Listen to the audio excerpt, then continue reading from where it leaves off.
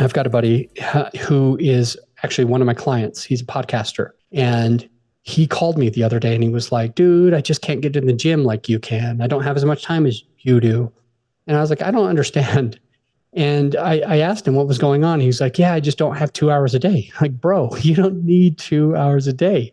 Why don't you just commit to going for 15 or 20 minutes? Why don't you just commit to being in the gym for 15 to 20 minutes? If all you did was walk on the treadmill, or if you did a couple of workouts and then left, it's better than not doing it at all. So you're trying to give this excuse that you don't have 2 hours. I never told you that to do 2 hours. And I don't even usually do 2 hours. I do sometimes when I have a lot of time and I want to spend it there. But normally I want to spend somewhere between 15 and 45 minutes at the gym. I don't want to spend 1 to 2 to 3 hours there. Even if I have time, it's so much. And it's not even probably healthy for you. It is most likely if you're there for more than an hour, most likely you are technically overtraining. You're probably doing too much. So it's actually better for you to do 15, 20, 30 minutes. So anyway, I tell him, why don't you just try to do this? So he starts going and he's like, you told me to just go for 20 minutes and that's all I did. And he's now got this on a rhythm and he's lost weight. He's more happy, less depressed. He's a better podcaster. He's a better business owner because of just moving even just a little bit per day. So the cardio, what can you do for strength? What can you do for cardio? Here you go. For strength training, something that you can do that's really, really beneficial for you is it's called compound movements. There is isolation exercises and there's compound movements. In brief, the isolation is like a bicep curl. You're really trying to focus on just one muscle on an isolation.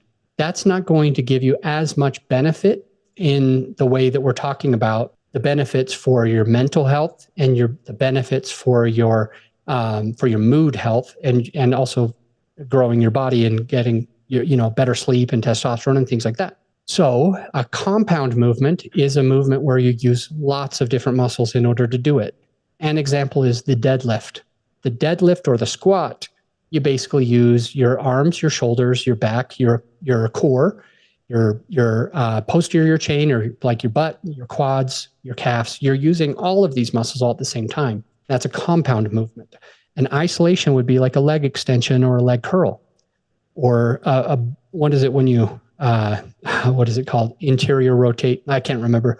But all of the isolations, you can avoid those if you'd like to, and just go straight to the compound movements. The upper body compound movements would be like a pull up or a pull down, or that would be like a bench press or a shoulder press. This is where you're firing your shoulder, your tricep, your chest, all at the same time. These are compound movements and they give you some of those benefits much, much faster. And the cardio that I want to recommend to you is to really focus on just doing daily walks, a very, very low impact, low intensity walk.